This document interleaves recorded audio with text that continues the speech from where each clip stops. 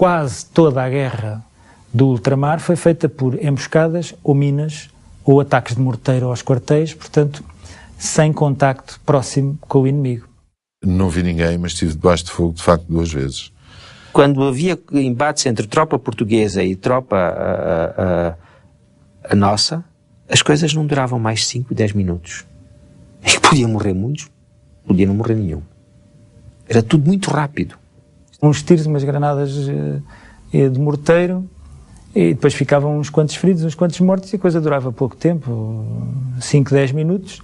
O grupo atacante fugia o mais depressa possível por não ser perseguido, e era assim, era uma guerra com esta rotina.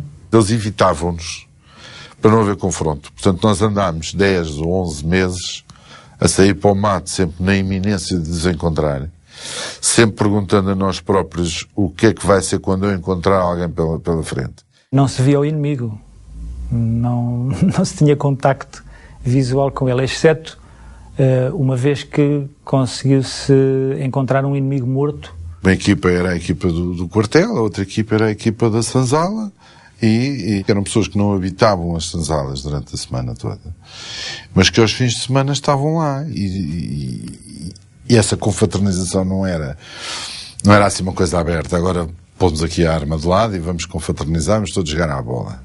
Não era assim, claro, como é evidente. Mas era subjetivo, mas era aceito por todos, quer dizer, que cada um fazia a sua guerra, mas estávamos a jogar à bola. Há casos em que foi apanhados rapazes no mato do inimigo que tinham estado dias antes a passar férias em missão, tinham o bilhete de cinema, ou seja, tinham estado em cadeiras ao lado de nós no cinema em missão, e depois quando chegava para a guerra cada um ia para o seu lado. Na fronteira de guerra convencionada, não é? A população que estava com os Torres vinha ao médico do quartel, estamos a falar na zona do mato, não é? Para queixar-se de alguma doença, não é? E vinha buscar mesinho, e afinal aquilo era para um Torre. A povoação, a aldeia São Cunhá, onde havia um centro, um posto sanitário, bem equipado, bem apetrechado, para a fronteira da República da Guiné-Conakry, são 500 metros.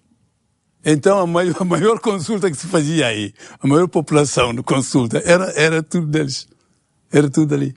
Eles vinham de propósito até. Olha, vão lá, portugueses, eles têm bom medicamento e tal. LM, eles até chamavam cobrir a aspirina LM, Laboratório Militar. Porque vinha escrito LM.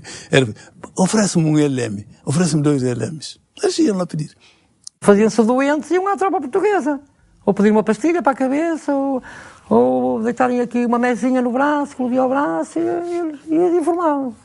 Estavam informados de tudo. O meu batalhão foi parar Angola.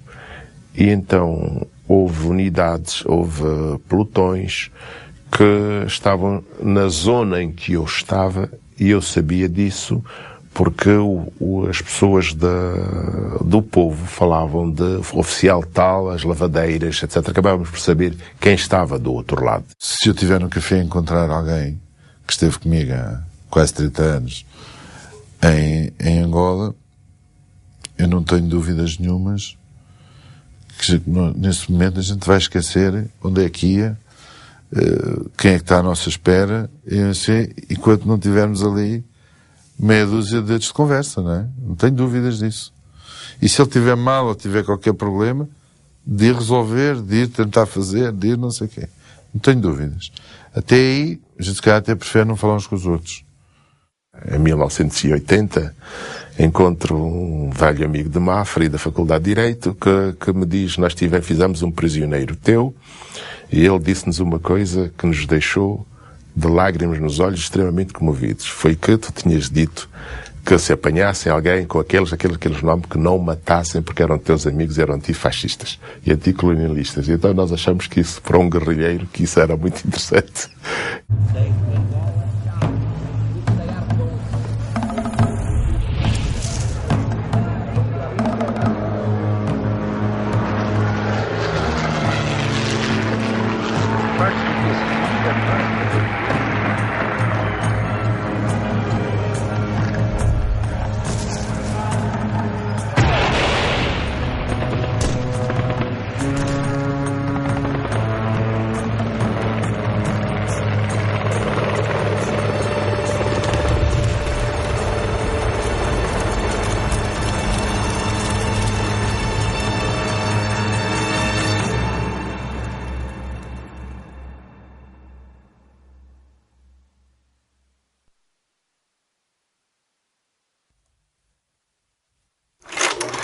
Marcelo Caetano visita o ultramar meio ano depois de chegar ao poder.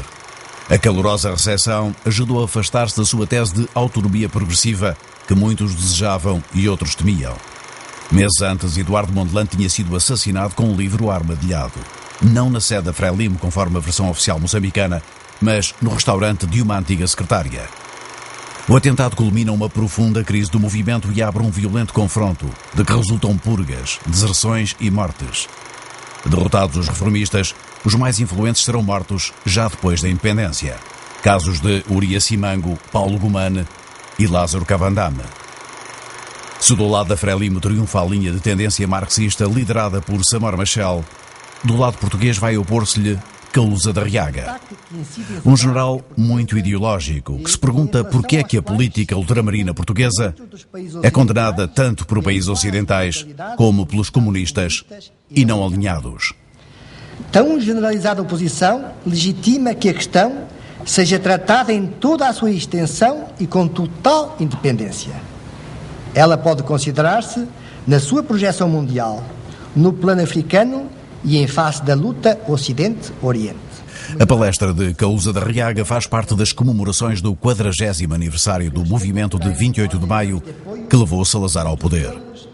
Professor no Instituto de Altos Estudos Militares, Kaluza prevê que o conflito em África evoluirá para uma guerra clássica e defende para ela conceitos muito diferentes daqueles que estão a ser aplicados pelos generais que a conduzem.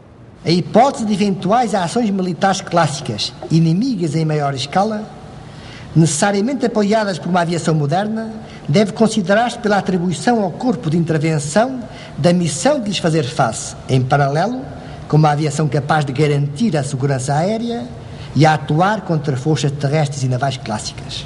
Todo este conceito estratégico difere do atualmente empregado, implicando, nesta matéria, alterações mais ou menos profundas e extensas.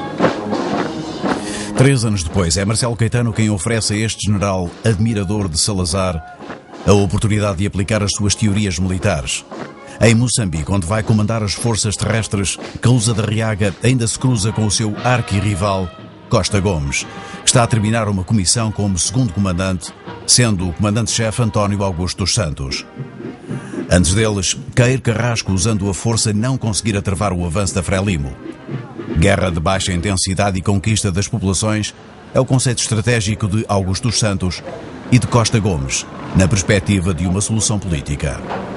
A questão não era apenas uma questão militar, era uma questão de poder militar da Frelimo, de colocar forças suas e trazer com elas e conquistar com elas as populações que viesse descendo, daí que o conceito do general António Augusto dos Santos fosse tentar impedir as linhas de infiltração da Frelimo, aquelas que vinham da Tanzânia para sul, e colocar à frente nessas linhas de infiltração unidades portuguesas que faziam operações de caráter limitado e controlando politicamente e socialmente as populações.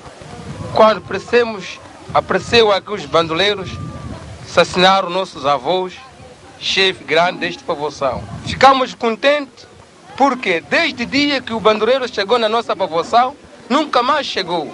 Foi também nosso aqui alumado, sempre com o nosso militar atrás da frente e ver.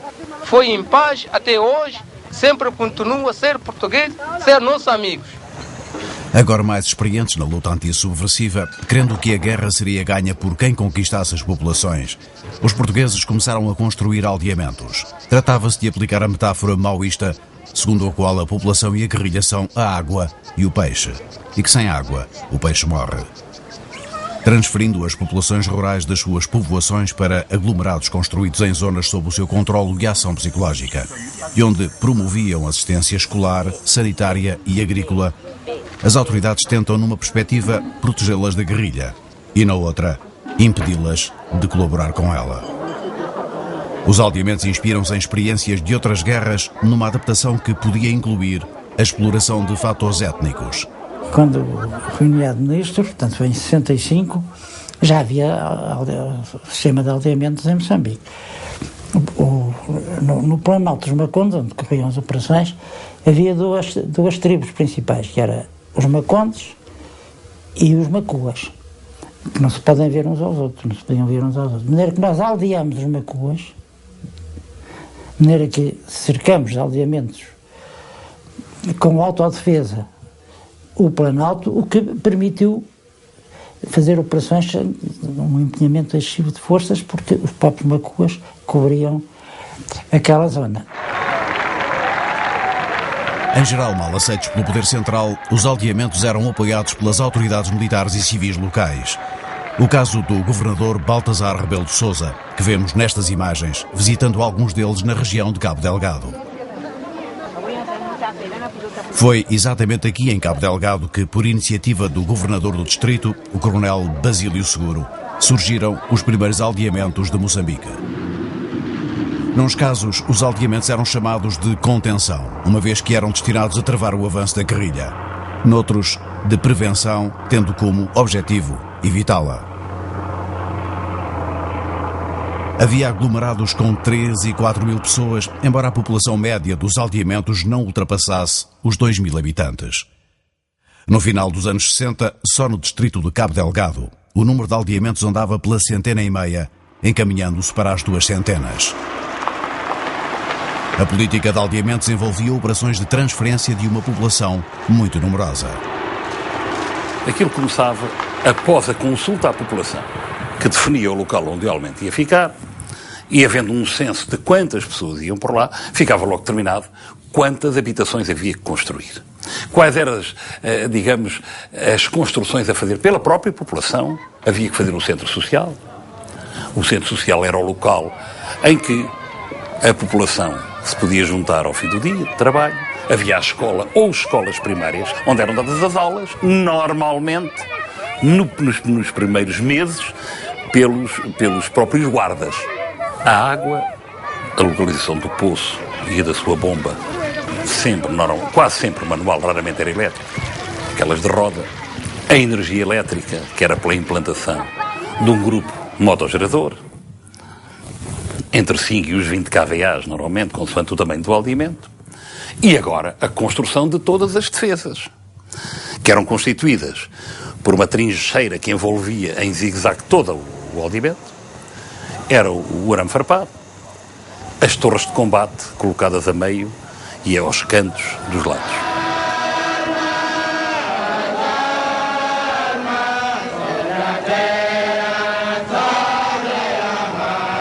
Cada aldeamento tinha o seu sistema de defesa, comandado por 1 ou 2 guardas fiscais ou agentes da Polícia de Segurança Pública, os únicos armados com metralhadoras.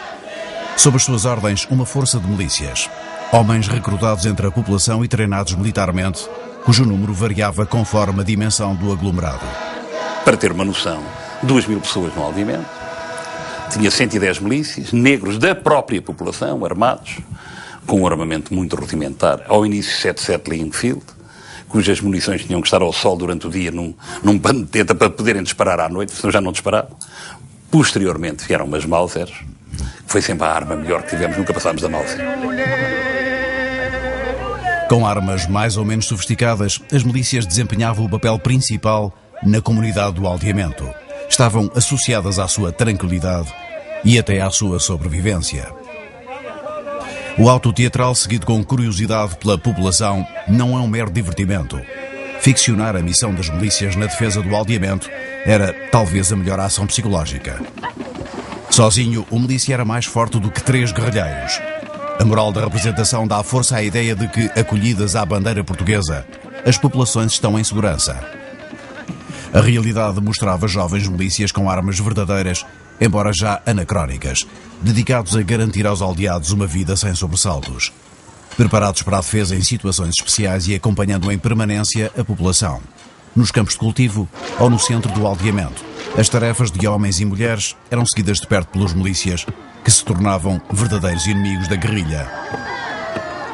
Não foi apenas doce. Há alguns aldeamentos que realmente estavam mesmo ao lado da tropa colonial. Na zona sul de Cabo Delgado, havia zonas onde os guerrilheiros até eram caçados e denunciados ao exército português. Por isso é que a luta, por exemplo, em Cabo Delgado levou muito tempo para atingir zonas como Lúrio. Quando passasse um grupo de guerrilheiros, denunciavam que já passaram e houve perseguições, houve contactos, disparos, o quê? Houve centenas de ataques aos aldeamentos. E do quais resultavam necessariamente, mesmo que não houvesse, digamos, a tal exploração do sucesso, invasão do aldeamento, etc., havia gente ferida, casas destruídas, culturas arrebentadas. Nós dizíamos até por brincadeira, quando se falava no ataque, se foi ou não com a orquestra completa, porque eles era o canhão Serra com o 7,5, era o morteiro 82, era o foguetão 122, metralhadoras ligeiras e metralhadoras pesadas. Nada deste armamento existia no aldeamento. Eu recordo-me pessoalmente, fui atacar Mitunda, muito perto de Zumbo, e retirei as populações. Assaltamos e retiramos as populações para fora. E eu várias vezes cheguei a aldeamentos que estavam a ser atacados, era avisado pela rádio, e a maneira de abortar os ataques era atacar o inimigo com granadas de mão pela janela do avião. Não tínhamos aviões de combate. Mas essa operação já saltava-se, tirava-se as populações para não virem viver conosco no mar. E muitas vezes as operações para o adiamento já eram de assalto. Dizimar os OPVs ali existentes, OPVs, sim senhor, e mais outras forças liquidar e assaltar. Faziam esse fogo todo, descarregavam, partiam, provocavam os incêndios nas palhotas, naquilo tudo. Quando, é claro que as milícias respondiam e depois iam embora. Atacava aldeamentos, atacava sim. Quando havia aldeamentos que eram totalmente, pelo menos na maneira de pensar da Frelimo, totalmente pró-português. Então a Frelimo atacava. E nesses ataques roubava a população para o seu lado. Não é? Fazia isso. Mas também o exército português fazia a mesma coisa. Os aldeamentos foram parte integrante nas guerras das 3 colónias. Nas várias regiões da Guiné, onde eram chamados de reordenamentos. Em Angola, no norte e no leste do território. E em Moçambique, tanto em Cabo Delgado como no Niassa e mais tarde em Tete. Em qualquer dos casos, os aldeamentos estratégicos dificultaram bastante a ação dos movimentos armados. Em certa medida, posso dizer honestamente que dificultaram. Dificultaram por quê? Imagine um aldeamento. Eles punham o aldeamento, tinha lá um determinado grupo de força portuguesa, a barreira para impedir o nosso assalto era as palhotas das populações. Portanto, para atacar alguns aldeamentos era muito difícil, porque primeiro era necessário atacar as populações. Então, se a gente não passava disso, era muito difícil a gente chegar na Muno, muito difícil chegar o Rio Lúrio, muito difícil para chegar Balama. A força não podia ligação Cabo Delgado e Niassa. Era muito difícil para chegar Mitangula, Quamba. Partia dessas vias assim. Então é melhor destruir esses aqui. Quando destrói isso aqui, é mais fácil atacar o alvo principal. Não era o objetivo a gente atacar a aldeia como totalmente a aldeia que vive a população. Atacava a aldeia por causa daquelas forças que ficavam lá. Não era política atacar as aldeias estratégicas. Mas, por exemplo, veja, isto tudo dependia da guerra. Havia uma aldeia estratégica na minha zona, precisamente, que estava bem controlada pelos portugueses. E sempre que a gente passava, éramos perseguidos, porque eles iam avisar imediatamente. Claro, houve uma vez que mandei avisar que eles abandonassem a aldeia, que essa aldeia tinha que sair daqui. Então, uma noite chegamos ali, começamos a fazer tiros para o ar, já estava quase abandonada. Eles abandonaram e queimamos a aldeia. O nosso interesse é penetrar na aldeia e trabalhar com a aldeia. E a população não estava nada satisfeito, porque não andam à vontade. Para sair dali e ir para a sua lavra, já fica ali longe daquela área. E então havia facilidade de conversar com a população descontente e todos passarem para o lado da guerrilha. Nessa senzala depois tinha milícias. E essas milícias eram armadas. Nós mobilizávamos essas milícias. Tivemos senzalas inteiras que abandonavam não assim com o seu armamento, nos entregava. Tivemos o caso, por exemplo, do regedor Cambimba, Augusto Cambimba, aqui da área do Umpulo, não assim, que desertou com cerca de 60 Mausers, não assim, e trouxe para nós. Queremos assaltarmos alguma tabanca e tirarmos a população, levarmos a uma zona muito longínqua, na área dele. Portanto, ficam lá a viver, a trabalhar e a viver. Mulheres, maridos, crianças, nós levamos, portanto, uma área muito longe, muito distante, e lá ficavam. O que a gente procurava fazer é isolar o exército. Essas tabancas são mobilizadas para serem tiradas. Mas se recusarem, vai um grupo à noite, invade a tabanca e tira toda a população para a zona libertária. São retiradas à força. São retiradas à força. Nunca ataca tabancas. Ataca os quartéis. Ataca é os quartéis. Agora, se os quartéis, se as milícias estão ali dentro com as tropas, paciência, mas ataca é os quartéis, não a população. A população ficava, portanto, de volta no centro do quartel e o exército ficava no meio, com a milícia. Aí nós atacávamos. Nós atacávamos sem piedade. Isso realmente é verdade, que nós atacávamos sem piedade, porque, efetivamente, algumas tabancas, portanto, é que facilitavam, portanto, o exército entrar na mata e fazer, portanto, o seu raio, portanto, em toda a zona, né? Onde é, portanto, a procura dos guerrilheiros. Acaba a população civil. E às vezes faziam mais do que isso. Por exemplo, houve um dia, eu recordo-me agora, podia dizer muitos, mas, por exemplo, recordo-me uma vez que os indivíduos chegaram lá e fuzilaram três cidadãos que estavam a lavrar a terra, nem sequer estavam a combater. E eles chegaram ao pé deles e fuzilaram os três. Porque tinham milícias no quartel. Um dos argumentos que eles diziam: tens milícias no quartel, vais levar tiros, tens isto, não sei o quê, vai-te acontecer aquilo. O PSGC não atacava aldeamentos. É certo que quando uma população não colaborasse com o PSGC, que o PSGC se desse conta que eram contra o PSGC, aí o PSGC dava conta da população. O PSGC dava conta da população. Mas o PSGC não perdoava. Ele não perdoava a raça própria dele ser contra eles. Engraçados. Queimavam a tabanca, queimava tudo.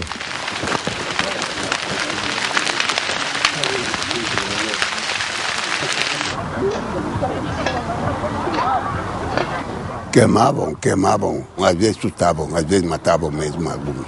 Só para eles, provocavam para eles mudarem, para terem aquele terreno livre. Por quê? Porque aquela população não estava com eles, estava com tropa. Eram populações controladas por nós.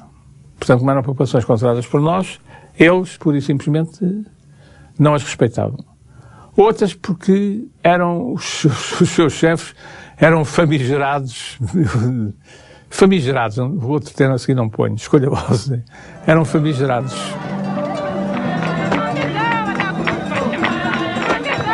Minhas senhoras e meus senhores, e estamos satisfeitos de vir cá essa qualidade de gente grande da nossa pátria Lisboa, vieram cá visitar nossos. Muito obrigados, estamos muito satisfeitos.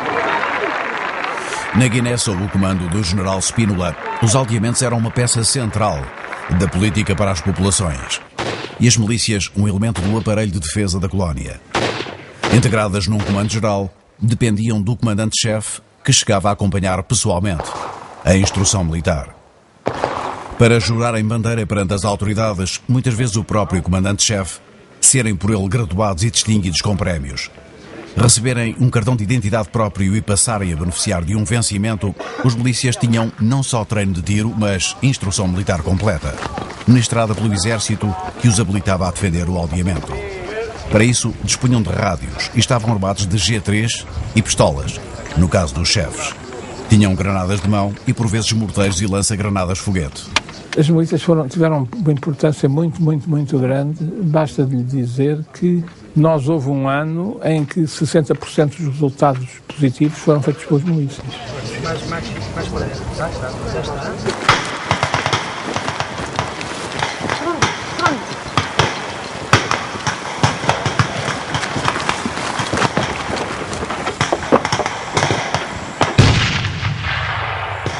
aquilo ataca uma tabanca. E cada indivíduo estava a trabalhar no seu sítio, corria para a sua palhota, onde tirava a espingarda e ia para o abrigo, para fazer fogo. Havia abrigos, o chão das tabancas estava sulcada de buracos estreitos, em zigue-zague. Era preciso muito azar para cair lá dentro a granada. Mas se uma caísse lá dentro, só matava uma pessoa, porque aquilo era logo o zigue-zague, está vendo? As milícias tornaram-se muito importantes no aparelho de defesa português da Guiné. Organizadas em companhias, tinham pelotões junto aos quartéis, que por sua vez integravam a população das tabancas.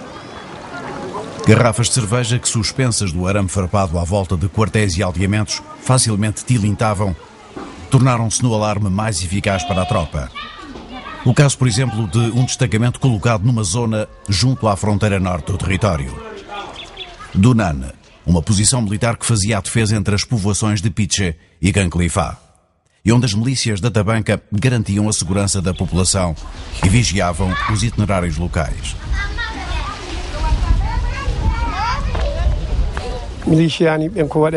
Milícia fazia ali.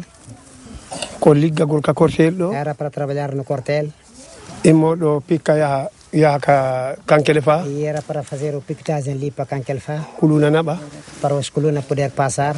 Os mesmos também saíam ali fazer patrulha na fora, volta de zona.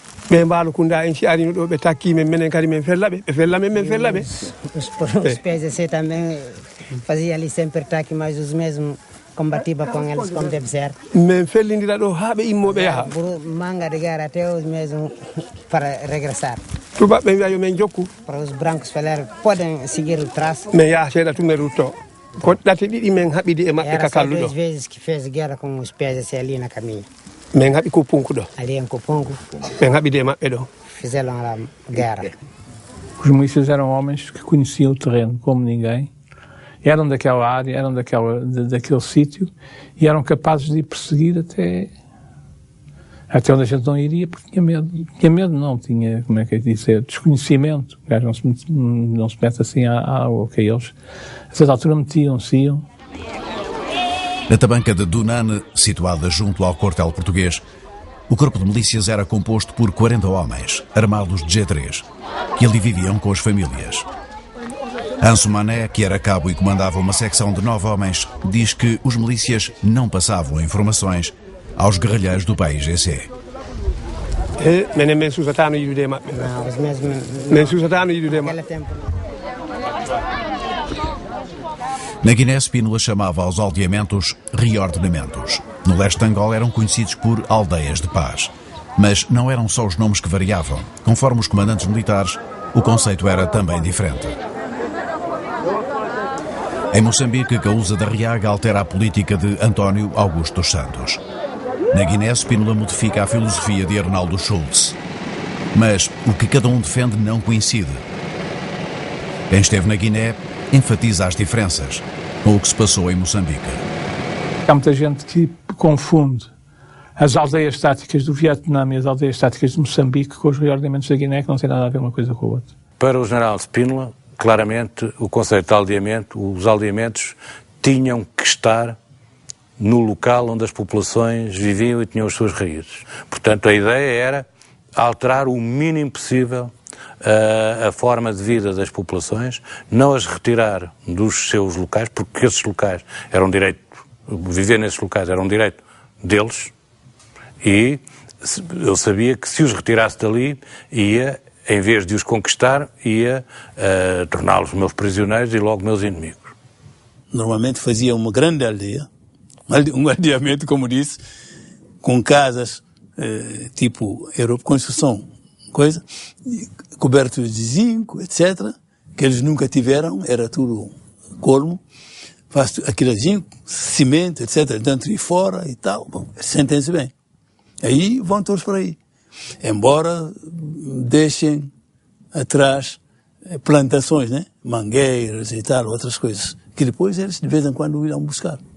Mas não ficam aí, não estão bem, digamos assim, socialmente são bem instalados. Mas eles não se sentem tão bem como lá atrás. Moçambique e o Vietnã, que eu saiba, foi à força, as populações foram agarradas e metidas à força dentro de reordenamentos, e na Guiné não foi voluntariamente convidada a ir para aquela zona. E se opusessem? Se se opusessem, tinham que sair dali, que a gente não autorizava que eles ficassem lá. O conceito do general Couto da Arriaga de aldeamento é um conceito puramente militar e tático. É, por um lado, retirar populações das zonas que eu sei que a guerrilha está a procurar, onde a guerrilha está a procurar implantar-se, retirá-los, sem nenhuma consideração pelas raízes que eles possam ter ou deixar de ter. Isto é, onde é que eu posso ter unidades militares e onde é que eu as posso instalar. E é aqui então que eu faço um aldeamento. Nós, dentro da política do Spínola, havia a necessidade absoluta de centrarmos as aldeias. E porquê? Porque não há possibilidade de dar uma escola por uma aldeia isolada. Não há possibilidade de dar um posto clínico, um posto sanitário por aldeias dispersas. Não se pode criar um fontanário por aldeias dispersas. Não se pode criar uma cooperativa em aldeias. Tudo isto, o Spínola, eram as infraestruturas do grande reordenamento guineense que o Spínola pretendia. Para o general Couto, a gente que conquista as populações porque somos bons e elas querem vir para a gente e a gente vai conseguir que elas venham para a gente. E se não vierem, levam com a palma em cima e depois subir. Pronto. Portanto, a gente vai ganhar isto. No Spínola há, de facto, a preocupação diferente de o trabalho com as populações. Para o general Spínola era determinante que as populações não vissem nas tropas portuguesas os seus inimigos. E isso era fundamental. Dava ordens e deu ordens diretas a comandantes subordinados para correrem riscos operacionais, de fazerem aproximações com unidades a povoações ou eventualmente até a bases onde pudessem estar guerrilheiros do PAGC, correndo o risco físico sem abrirem fogo, sem tomarem a iniciativa de um assalto ou de uma ação violenta, a não ser que fossem atacados. Tentar ganhar as populações, mas mais que as populações, os chefes das populações, não é? Porque aquelas populações são todas elas, lá e também em Moçambique, são todas elas tem muito a ver com o chefe, com o homem velho, com o homem grande. Pelos aldeamentos passa a relação com as populações conforme os diversos conceitos militares. Polémicos mesmo entre as autoridades, os mais criticados foram feitos em operações militares que quebravam de forma violenta os laços entre os povos e as suas raízes. Acompanhei e fiz. As unidades militares, como quem vai para a guerra, porque há sempre a hipótese de estarem controladas pela Frelimo, portanto pelo inimigo, não é? Faz-se o cerco, tenta-se chegar no máximo silêncio, tenta-se... E depois às tantas da madrugada, não é? Um passarinho cantou, o pessoal avança, tentou fazer o cerco o melhor possível, agarra nas pessoas, as que fogem, às vezes dispara-se, às vezes mata-se. Há um elemento armado, olha lá vai um tipo armado, atira só o tipo armado e mata-se quem está ao lado. E depois começa a operação da destruição das culturas. Seja milho, seja mandioca, seja o que for. Destrói. E queima tudo. Destruíam as suas lavras, ou às vezes com napalma queimavam as lavras com napalma, faziam uma luta, terra queimada, né? Guerra da terra queimada, e tiravam as populações junto da administração colonial ou junto dos quartéis militares. Se é muita gente, vão andando, né? Vão andando, enquadrados para a tropa, às vezes é-se flagelado pelo inimigo, né? Às vezes elas podem sofrer dessa flagelação. Se é muito longe, vai-se para um sítio e pede-se que reforços para virem viaturas, já há acesso, não é? Vai-se para um sítio onde haja acesso, pede-se para virem viaturas, metem-se nas viaturas e leva-se para o local previamente programado para elas se instalarem com a possibilidade de ou se faz um aldeamento novo, que já justifica, ou vai para um aldeamento na zona que já existe, não é? Num dos quartéis onde eu estive, ainda na zona do Tombuco, portanto, zona do Café, norte de Angola, as populações, quando chegaram, foi-lhes dado alfaias agrícolas, um trem de cozinha, tachos, panelas, katanas, mantimentos, para eles fazerem uma nova aldeia, portanto, para se implantarem num novo local que para eles era estranho. Era estranho e era mau, porque não era a terra onde estavam os seus mortos. Eles tinham vindo para aí de uns 400 quilómetros mais a sul, não conheciam nada, não conheciam o idioma, o dialeto que se falava ali, mas foram acolhidos o melhor possível, com assistência sanitária, etc. Quem faz os aldeamentos são os soldados, com um empenhamento, um entusiasmo, muitas vezes quase comovente, porque vão fazer muito bem para aquela gente. Mas naquelas cabeças deles e nossas, muitas vezes, já não existia sequer o que é que se fez sofrer. O sofrimento todo que se infligiu àquelas pessoas, muitas delas deixaram lá o filho, ou o pai, ou a mãe, ou o marido, ou o pai, ou a avó, partiu-se aquilo tudo, não é? Destroçou-se uma comunidade, não é? Mas depois está tudo muito entusiasmado, faz festinhas, toma lá leitinho, não sei o quê, leite condensado, aquilo tudo, está tudo, porque nas companhias toda a gente sabe fazer qualquer coisa, não é?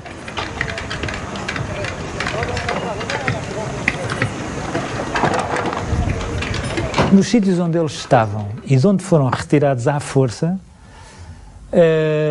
isso foi feito por uma operação surpresa da mesma tropa portuguesa, com as mesmas fardas, a mesma gente, que às 4 da manhã cercou os aldeamentos, meteram a população em caminhões de taipal alto como gado. Em alguns casos deixaram-nos trazer alguns haveres, tipo máquinas de costura, alfaias agrícolas, esses bens. Noutros queimaram-lhes as palhotas, não os deixaram trazer nada e inclusivamente chegou um homem ao meu quartel desse arrebanhar de populações que tinha sido regado com gasolina de um isqueiro e a quem deitaram fogo porque tinha tentado fugir. Portanto, é o mesmo exército, são os mesmos portugueses, são as mesmas ordens, cumpridas de maneiras diametralmente opostas. É o combate, é a ação, é o não sei quê. Pronto. Acabou aquilo. O combate, os tiros, o não sei quê, o destruir. Então são pessoas que se amam muito e que se ajudam muito e que se acarinham todas. Toda aquela gente apareceu assim amontoada, não sabiam para onde iam, julgavam que iam ser mortos, porque foram de madrugada tirados das suas casas, viram queimar-lhes as casas, nunca lhes disseram para onde é que iam, meteram nos caminhões e os caminhões arrancaram. A tática era rebanhar essas populações das suas terras, onde eles tinham os seus antepassados enterrados, onde eles tinham a sua história, a sua cultura, as suas raízes. Na cultura tradicional há um vínculo entre a terra e as pessoas. Há um vínculo que passa pelos antepassados. Repare, isto é comum a toda a Angola. Conheço isso da minha própria família. Quando nasce uma pessoa, o umbigo é enterrado debaixo de uma certa árvore. Porque é o vínculo da pessoa com a terra, onde estão os espíritos dos antepassados. Por conseguinte, no acampamento, no aldeamento, não há nenhum vínculo. Estive em alguns aldeamentos lá, principalmente na zona de Vila Cabral. A ideia era boa, embora aquilo na vez não parecesse bem um aldeamento, parecia um campo de concentração, não é? Que chamemos-lhe assim, civilizarmente, porque eles tinham que ter um cartão para entrar e para sair lá do aldeamento, eram controlados. Os aldeamentos eram campos de concentração, com casas, com isto e tal, todos vedados a arame farpado. Eles sentiam-se presos, eu sabia que eles se sentiam presos. Eu sabia, ou pressentia, pelo menos. Para mim eram coisas maravilhosas, embora não obedecessem à tradição dos africanos. Por quê? Porque no aldeamento havia água para todos, havia saúde para todos, havia escola para todos, havia centros sociais, onde as pessoas podiam ir dançar, ou fazer a sua música, ou fazer as suas reuniões, ou fazer casamentos.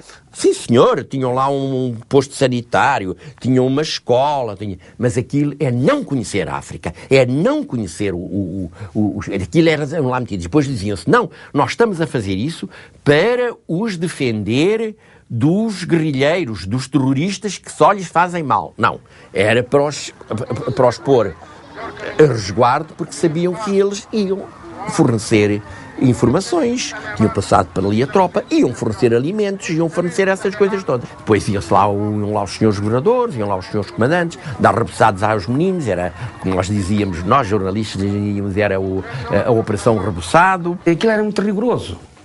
E quem conhece o povo africano, as festas que ele faz à noite e à tarde, e os batuques, mas sabia que aquilo não ia dar bem com eles, com o espírito deles. Eu acho que a única diferença entre aldeamento feito pelos portugueses e o aldeamento normal que conhecemos como as nossas cidades é que aquilo era obrigatório, era forçado. Em Angola nunca fui muito favorável a uma política de aldeamento. Tinha vantagens, são aspectos, retirar realmente a população inimigo, a vantagem de facilitar a educação, facilitar a saúde, mas, quer dizer, era preciso que a nossa população gostasse de ficar, tivesse, e isto tirar de um sítio e pôr não é uma coisa muito complicada. Também a Frelimo fazia a mesma coisa, só que não chamou aldeamentos, porque isso de levar povoações circundar, e a Frelimo tem a sua base no meio, e aqui há povoações obrigatórias também, você fica ali, também é aldeamentos, só que não se dá esse nome. Eram obrigadas porque viviam com eles, né? Familiares ligados, mulheres, filhos e outros, eram obrigadas, mesmo que não era família, eram obrigadas. Por quê? Porque cada um que sai naquele acampamento, que é apanhado do outro lado, vai prestar informações. Eu segui a política das aldeias de Coulusa, eu estava empenhado nisso. Não se pode ter serviços de saúde, serviços de educação para uma população nova, e que nunca está no mesmo sítio. Não era que fazer aldeamentos que tinham à volta de 1000 pessoas, que fizemos 1000. Devíamos ter feito 4000, mas em Lisboa nunca compreenderam estes aldeamentos. Claro que podia dizer-se, e é verdade, tínhamos, como é que as populações iam para lá? Iam persuasivamente, vocês pegavam nas populações, à força, para ali, não matam-nos. Nada disso. De resto, muitos não foram. Há populações que não foram para os aldeamentos, não se convenceram. Teoricamente, uma ideia ótima. Na prática, não resultava quase, porque não tínhamos meios para controlar efetivamente que agir essas populações, ou o acesso a essas populações dos outros, percebe? Durante a noite, durante qualquer coisa, não havia meios. De maneira que eu vou fazer um bocado de ironia, quase que se calhar serviram mais a eles do que a nós. Não podendo neutralizar os aldeamentos, que tinham as suas próprias defesas, os movimentos armados procuravam utilizá-los. Na Guiné, com o sistema organizado por Spínola, chegou a haver populações que estavam simultaneamente sob a influência e o controle dos portugueses e do PAIGC. De resto, nem sempre interessaria às guerrilhas a destruição dos aldeamentos, já que muitas vezes lhes serviam de apoio para o fornecimento de informações, ajuda material e lugar de acolhimento. A gente comia, a gente dormia, numas esteiras, dormíamos. No dia de manhã, às 4 horas, 5 horas da manhã, levantava-se tudo, lá íamos embora. Bom dia, pronto. E a tropa portuguesa, passado meia hora, sabia. Passou por aqui, eles estiveram, tal. Havia aldeamentos que preparavam alimentação clandestinamente para as guerrilhas. Também houve isso. E nós tínhamos nossos agentes em muitos aldeamentos, tínhamos pessoas que nos informavam o movimento dos OPVs. Havia indivíduos que tinham vivido nos aldeamentos ou conheciam pessoas da família ligados ao aldeamento. Então, faziam de conta que estão a desertar da problema e introduziam-se. Quando você entra numa aldeia, quando a gente tenta mobilizar, encontrava uma posição muito difícil da divisão dos tribos, que era muito perigoso. Divisão dos tribos. E para desfazer aquilo, era preciso que você também apanhasse o próprio chefe, apanhava o chefe, transitava automaticamente para a Tanzânia, chegava na Xingueia, era mobilizado, era dado realmente o conforto moral e o conforto realmente ideológico. A doutrinação tinha que enfrentar as divisões étnicas, um ponto vulnerável dos africanos. No caso moçambicano, estiveram mesmo na origem da grande crise da Frelimo. Os portugueses procuraram explorar as rivalidades tradicionais entre Macondes, Macuas, Ajauas e Nhanjas, as principais etnias do Norte, mas também as diferenças religiosas e ideológicas. Os muçulmanos, para dizer a verdade, não podiam com essa coisa chamada comunismo ou coisa ateia, porque ligavam. Entretanto, os portugueses já tinham lá ensinado através da sua propaganda que a Frelimo é comunista, quer dizer, não quer Deus, não, é contra Deus. Isso, o muçulmano não suporta uma coisa dessas. Que nós, muçulmanos, apoiamos a política delineada pelo Dr. Oliveira Salazar. Nós protestamos contra a infiltração comunistas que vem do estrangeiro, que vem da Tanzânia. Nós não queremos aqui esses comunistas, porque nós somos portugueses. Por isso, é nesta mesquita que tem-se feito preces para a paz que continua para Portugal. Que Allah, Nosso Senhor, e seu Mamé, que é profeta, que acompanhe os soldados portugueses, que continuem a paz aqui na província de Moçambique. Alguns nossos guerrilheiros eram marxistas, não é? E tentaram impor o marxismo em certas áreas ideológicas, por exemplo, olha, Deus não há aqui, pronto, a partir de agora Deus não existe e vamos lutar. E vamos lutar. E nós tivemos que corrigir imediatamente, porque a nossa população, para além de cristã, era também muçulmana e animista, e nós não podíamos intervir nesse aspecto. Na frente do Niassa, o exército colonial português e a sua máquina mobilizava a população da etnia Ayao a dizer que a guerra que se travava era contra os Ayaos, porque a guerra era encabeçada por Nhanjas, da costa do Lago Niassa, os Nhanjas, e que os Ayaos deviam se pôr ao lado dos portugueses e lutar contra os Nhanjas. Assim como quando a guerra ultrapassa esse obstáculo, já estamos na zona dos Macuas, o regime colonial português também utilizou a mesma política, a dizer que essa guerra é dos Nhanjas e Ayao está contra os Macuas. A exploração que era feita em termos de ação psicológica era no facto dos Macondes serem os comandantes militares desses povos. Na zona dos Macuas diziam que a guerra é dos Macondes, que era destruir os Macuas, por exemplo. Então havia algum setor dos Macuas que se convencia que aquela guerra não era guerra de libertação, era uma guerra tribal de Macondes contra Macuas. Quando o Lázaro Cavandama denunciou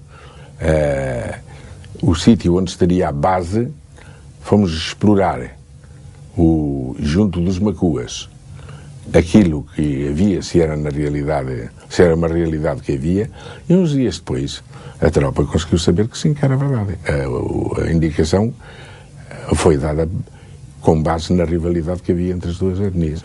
Infiltrávamos elementos da Frelimo que tentavam sempre mobilizar essas populações para esclarecer, para tirar da mente deles que a guerra é Macua e Maconde. Em muitos casos, essas missões eram bem-sucedidas, porque eram eles, lá nos aldeamentos, que davam informação da localização verdadeira da tropa portuguesa nesses sítios, nos aldeamentos. Com a introdução da artilharia já era fácil. Com morteiros, etc., era possível atacar-se o verdadeiro alvo. Notamos que parte do exército português, portanto, uma grande concentração de meios aéreos no ataque contra as nossas bases ou áreas sob o nosso controle. Daí que a artilharia, de facto, jogou um papel extremamente importante. Portanto, nós tínhamos que evoluir em termos de método de combate, introduzindo algum armamento pesado. E fustigarmos também as tropas coloniais, portanto, dentro dos seus próprios aquartelamentos, através desses ataques que nós realizávamos com morteiros e canhões. Este é um novo dado que a Frelimo tinha introduzido desde 1967. Peças de artilharia operadas por guerrilheiros formados na União Soviética, numa altura em que os militares portugueses estavam muito limitados nos seus movimentos. Utilizando minas em quantidade, a guerrilha controlava virtualmente as vias terrestres.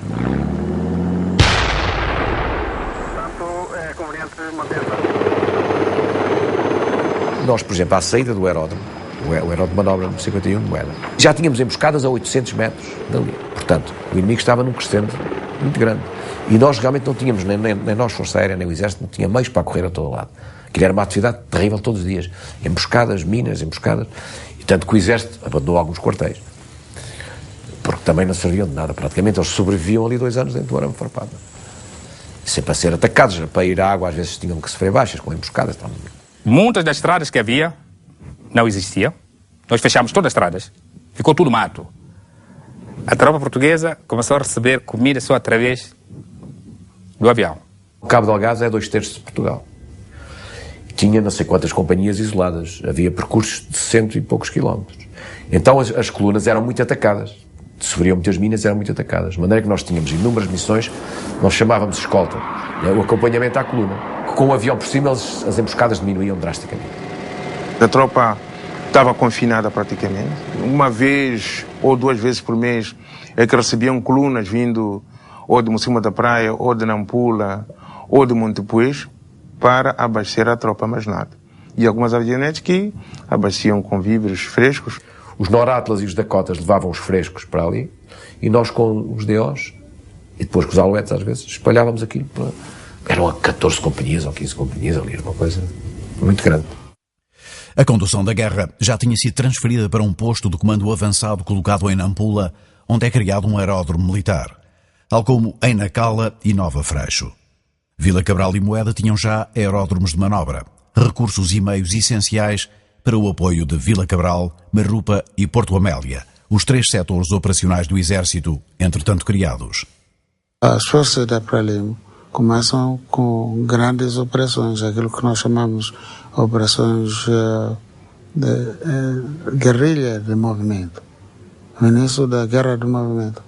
Eram grupos que eram formados no exterior, com 60, 70 homens, bem armados, bem equipados. Os tipos o que podiam destruíam, faziam emboscadas, iam a quartelamentos, captavam populações. Eram de facto muito difíceis de apanhar e muito combativos. O aumento da capacidade de fogo da Frelimo retira mobilidade e iniciativa às forças portuguesas. Utilizando canhões sem recuo de 75mm e morteiros de 82, além de metralhadoras pesadas, a guerrilha ataca várias vezes o aeroporto de Moeda e tenta tomar de assalto diversos quartéis.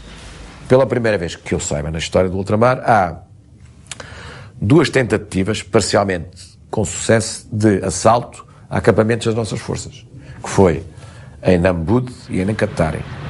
Em Cafrelimo flagelou com morteiros e chegou a haver combate corpo a corpo dentro do quartel. Nancatari, para mim, foi extremamente importante. Por quê?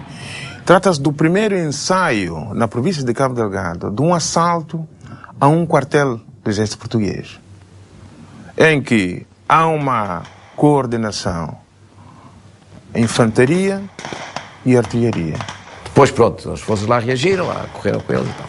Mas, portanto, é uma situação que deve ter influenciado os altos comandos, não é? Tivemos cerca de 5 ou 6 baixas, mas foi uma batalha séria. Fizemos alguns prisioneiros mesmo lá dentro. E eu lembro que o comandante olhou para mim e disse: olha, chefe, o que é que vamos fazer com estes aqui? Disse: pá, eu deixo a vossa consciência. Mas as pessoas estavam aborrecidas porque tinham perdido homens. Foram mortos ali mesmo, coisa assim parecida. As pessoas não queriam estar a raptar fazer prisioneiros para depois dar mais trabalho. Dada a introdução da artilharia em Cabo Delgado, as forças portuguesas já tinham dificuldade de penetrar nas zonas libertadas, as chamadas libertadas. Então, houve um período em que parecia que havia uma mini independência em Cabo Delgado.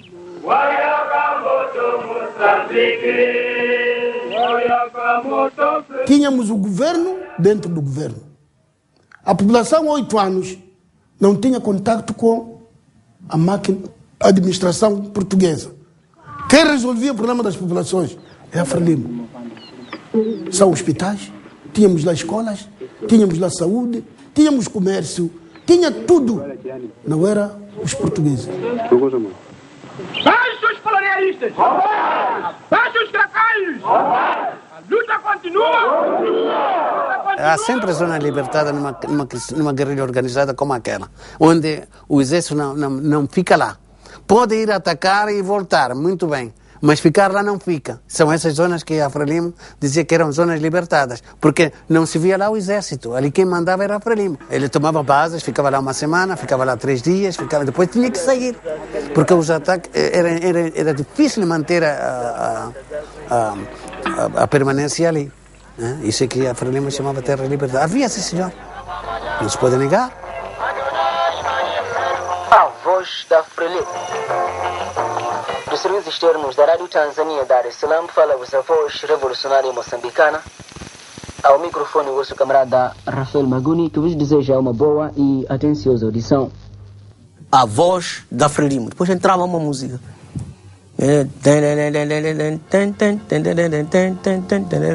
Dizia assim: Frelimo, chama Moçambique, Mambia Moreno, Assalite. Dizia: Frelimo, Partido de Moçambique, diga aos portugueses para se renderem.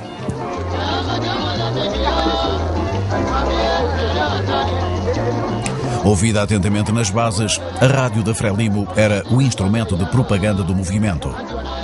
Escutada com cautela nas cidades e no interior, tentava contrariar a ação psicológica portuguesa. A ação psicológica vinham com aviões, com alto-falantes e falavam: vocês estão a sofrer, faziam fotografias de gente esfarapada, vocês estão a sofrer aí, vejam lá como estão a sofrer. Os tropa é bom, os tropa dá-te comida, deita a tua arma fora, vem nos tropa, põe mão nos cabeças e vem nos tropa. Era coisa assim muito rudimentares, muito elementares em português e em dialeto. Outras fotografias é com gente nutrida, nos aldeamentos, nas cidades, nutridas, abraçadas com os portugueses. Estão a ver aqui onde está a melhor vida. Vocês estão a perder o vosso tempo aí. Todos vocês já vão de morrer de fome, de doenças, tudo isso. Não sei se havia alguma promessa de dinheiro por cada arma. Acho que havia vagamente, te lembro vagamente. Mas era tudo assim desse género, não é? Para tentar chegar às populações, que ao fundo são pessoas simples, não é? E que também se sentiam mal ali no mato, a passar fome e frio. Os apelos portugueses chegavam às zonas controladas pela Frelimo, onde a relação entre as populações e os guerrilheiros implicavam uma clara distribuição de tarefas. Centenas de homens que constituíam as bases militares dependiam da produção civil. Os guerrilheiros tomavam conta da zona para que o inimigo não entrasse, para permitir que a população pudesse produzir, fazer as suas machambas, produzir comida para elas e produzir comida para alimentar os guerrilheiros, porque os guerrilheiros não tinham tempo de fazer machamba. Os guerrilheiros da Frelimo, na altura, ao contrário daquilo que acontecia então em Angola, tinham à volta das suas grandes bases, as pequenas bases operacionais e as bases logísticas, e controlavam efetivamente a população, o que levava a que, à medida que nós nos íamos aproximando, nós estávamos permanentemente detectados na nossa aproximação. Nós tínhamos postos avançados, tínhamos populações também nessas zonas, muito próximo da estrada principal. Então, quando a tropa, portanto, iniciasse a progressão noturna, havia sempre um alerta por parte das populações. Não tínhamos rádio na altura, através de um sistema de comunicação que era feito de chifres do cudo. Então tocava-se aquilo, dizendo, aquilo já era sinal de que o inimigo já está na zona. Eles sabiam exatamente onde nós estávamos e iam fazendo ações, umas de diversão, outras de flagelação. Iam desgastando a tropa de modo a que, passado 2 ou 3 dias, nós sabíamos garantidamente que quando chegássemos, e se chegássemos à base, já não encontrávamos lá ninguém porque eles se dispersavam. Quando eles atacaram Gungunhana, atacamos a tropa colonial a uma distância de 10 metros. Deixamos mesmo quase entrar na base e pronto, foi de facto, são cenas um pouco, não são nada agradáveis, mas pronto. Quando eles nos apanhassem, faziam exatamente a mesma coisa. Quando o inimigo entrava numa zona, não é? As tropas coloniais entravam numa zona, queimavam casas, prendiam pessoas, levavam-lhes para os aldeamentos, para retirar o apoio dos guerrilheiros, o apoio do povo aos guerrilheiros. Depois, a Força Aérea Portuguesa bombardeava as zonas com bombas de napalm, bombas de fragmentação, etc. A base provincial era chamada base Moçambique. Depois havia a base Guguniana, que eram nas nascentes do Moera, que eram as bases mais fortes, que nunca se tinha lá ido, praticamente. Andava-se lá perto, fazia-se umas operações, mas havia muita resistência. Nós bombardeávamos, mas também era uma coisa, uma zona terrível. E aquilo era muito escarpado, portanto era difícil. Com aviação e forças especiais, os portugueses procuravam apoiar a tropa de quadrícula e surpreender a Frelimo. O maior lançamento de paraquedistas de toda a guerra ocorre então exatamente em Cabo Delgado, no Planalto dos Macondes, durante 5 dias. A Operação Zeta.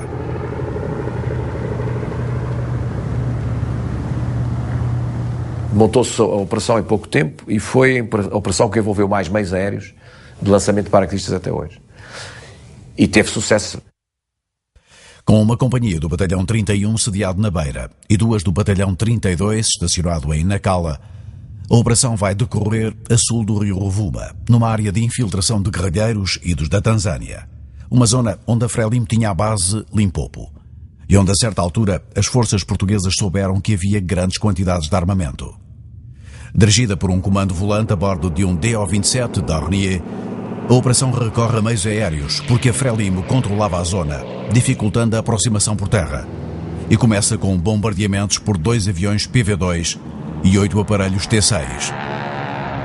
Logo de seguida, centenas de paraquedistas são lançados a partir de 4 aviões Noratlas e 3 C-47. Apoiados por helicópteros Alouette 3 e também por forças do exército que garantiram a formação de uma barreira contra a fuga dos guerrilheiros, os paraquedistas saltam perto da base da Frelimo, escondida na mata, para onde se dirigem. Avançam protegidos por um helicanhão e surpreendem os guerrilheiros. Capturaram cerca de 50 toneladas, foi a maior captura que há memória de material. Correu bem, tivemos sucesso. Não houve quase contactos, muito poucos contactos. Eles devem ter fugido, é a nossa explicação, porque realmente ver ali, não sei, 200 ou 300 paraquedistas, já não me lembro, para ali abaixo, foi um sucesso. Foi um sucesso. Porque aquilo atrasou a atividade deles durante largos meses, não é? Pouco utilizados devido às condições do terreno, os paraquedistas estavam em Moçambique desde 1961, embora apenas com 2 pelotões. 3 anos depois, é constituída uma companhia. Mais tarde são criados 2 batalhões de caçadores paraquedistas, embora incompletos, ambos presentes na Operação Zeta, o 31 e o 32. Apesar do êxito de algumas operações, a Frelimo ia conseguindo introduzir em Moçambique grande quantidade de armamento, e não apenas pelo norte, defendido pelos setores de Vila Cabral, Marrupa e Porto Amélia. Também por Tete. De facto, os guerrilheiros tinham conseguido, entretanto, um dos seus principais objetivos. Entrando pela Zâmbia, a Frelimo atuava já em Tete quando os portugueses lançam uma poderosa ofensiva para destruir a guerrilha em Cabo Delgado. Cousa da Riaga, o comandante-chefe, irá montar a Operação Nogórdio, a maior de toda a guerra, envolvendo 8.000 homens. O ultramar exige cada vez mais efetivos. O recurso ao recrutamento local que concorrerá para a africanização da guerra é a resposta dos comandos militares à crescente escassez de mancebos na metrópole. Em média, Portugal vinha mantendo em armas anualmente mais de 100.000 homens, no conjunto dos 3 territórios. A grande maioria eram soldados enviados da metrópole, iam de barco, mais tarde de avião, numa viagem que, para quase todos, era a primeira das suas vidas. 20 dias para chegar a Moçambique, 14 para Angola, 5 para a Guiné. Aqueles choros e lastre-me, barreiros, aquilo era uma tristeza para quem estava dentro do barco. O que é que tem mais presente? Foi o despedimento dos meus pais, que ficaram muito tristes, não é? E eu ia comovido no barco, ia a chorar, pronto. O que é que eu havia de fazer? Foi uma viagem péssima para mim, que enjoei muito. Fiquei doente dentro do barco. Apanhámos enjoos, enjoávamos, uns vomitavam, outros isto e outros aquilo. Íamos só do porão, lá embaixo, pouca gente cá vinha acima. São 14 dias de barco. No caso, num porão, navio, onde eu tinha uma cama de facto de madeira, aquelas de tipo beliche, madeira de caixotes. O cheiro, assim, logo ao primeiro dia era nauseabundo, né? Porque os porões são abaixo, é a parte mais baixa do barco, que tem bem uns 10 andares, portanto, passa as cozinhas, passa os economatos, os estaleiros de tudo, as casas das máquinas, tudo, é abaixo disso tudo. Todos portugueses, mas depois uns muito em cima e outros no meio e outros muito em baixo. E os de baixo era a grande multidão, que são a grande tropa, a carne para canhão, aqueles que vão estar sempre nas primeiras linhas e que são os primeiros a tombar, quando porventura houver fogo. E esses já iam assim mais na parte mais inferior do barco, em condições menos dignas para nós, seres humanos. Aquilo era muito fundo lá para baixo, se houvesse até um desastre, como uma pessoa até morria lá de baixo. Enquanto os seus oficiais iam tudo em bons camarotes e comiam em boas salas. Vinham em camarotes de primeira, comiam boas refeições, variadas refeições, durante o dia. Quando digo refeições é porque era assim, pequeno almoço, um chazinho à meia da manhã, almoço, um lanchezinho, jantar e alguma coisinha para a ceia, com uma salinha de cinema, umas coisas assim. Depois de refeitos da situação da despedida, aquelas mordomias que nós tínhamos no barco eram muito agradáveis. Cabos e soldados comiam todos no mesmo refeitório. Havia 4 salas de comida. Agora comiam uns, depois saíam uns, depois entravam outros, depois saíam e entravam outros, né? Os oficiais não comiam aí. Tinham uma sala no primeiro andar, uma sala com todo o requinte, enquanto que nós íamos ali, parecíamos animais. A gente ia com a marmita lá onde eles faziam comer, e a gente comer aqui, comer ali, não havia refeitório desse barco. Comia-se muito mal, arroz de peixe praticamente todos os dias, né? Uma espécie de uma papa, umas bananas muito verdes, umas coisas assim, um bocado assim abaixo de qualquer coisa.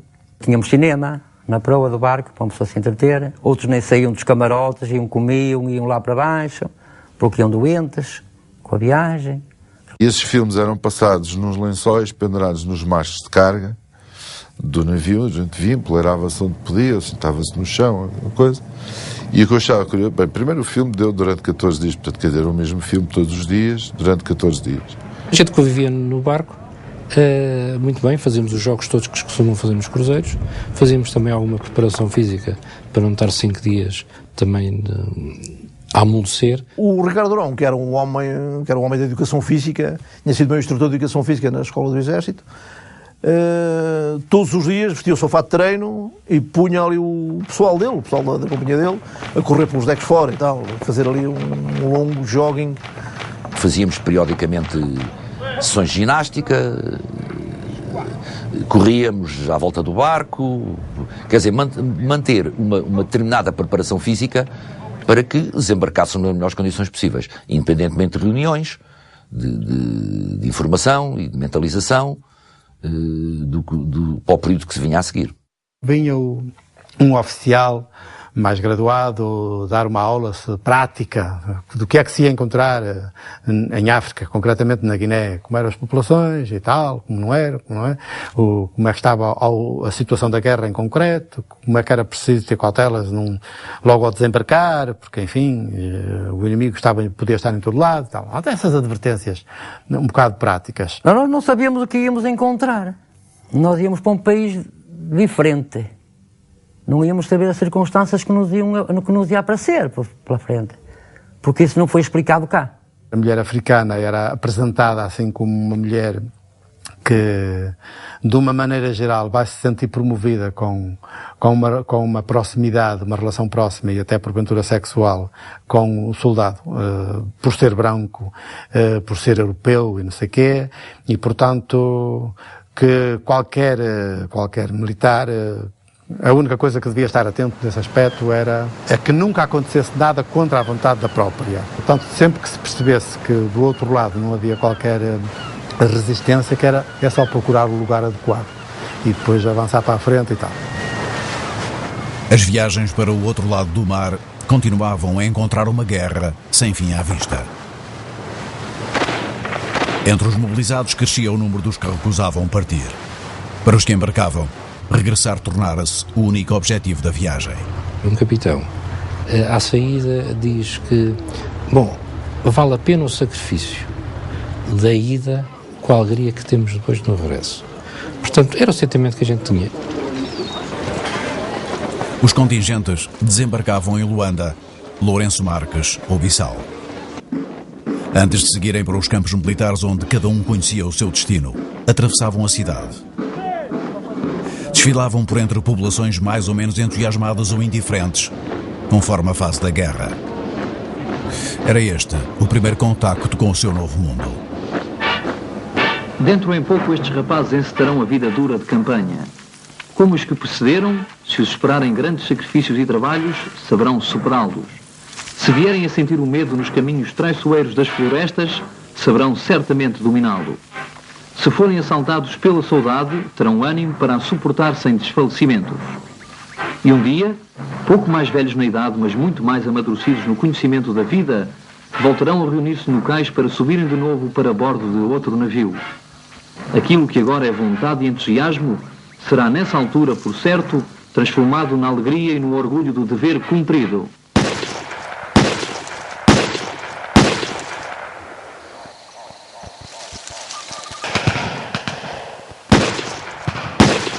No fim da comissão, a gente faz a formatura antes do embarque.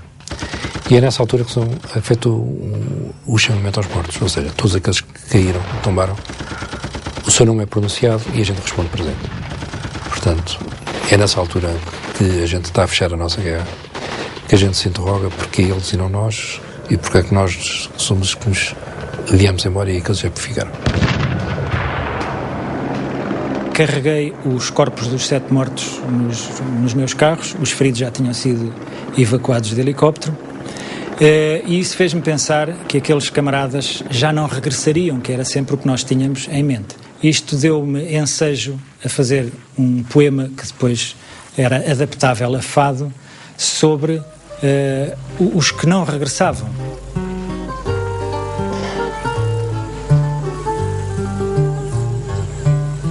Três batalhões de gente, tantos corpos, tanta carne embarcada num navio, tantos sonhos sonhados, adiados, num cais que amanhã estará vazio. Tantos sonhos sonhados, adiados, num cais que amanhã estará vazio. Três batalhões de gente separada, espalhada por matas e capim, tanta poça vermelha semeada, tanto sonho que já não chega ao fim. Tanta poça vermelha semeada, tanto sonho que já não chega ao fim.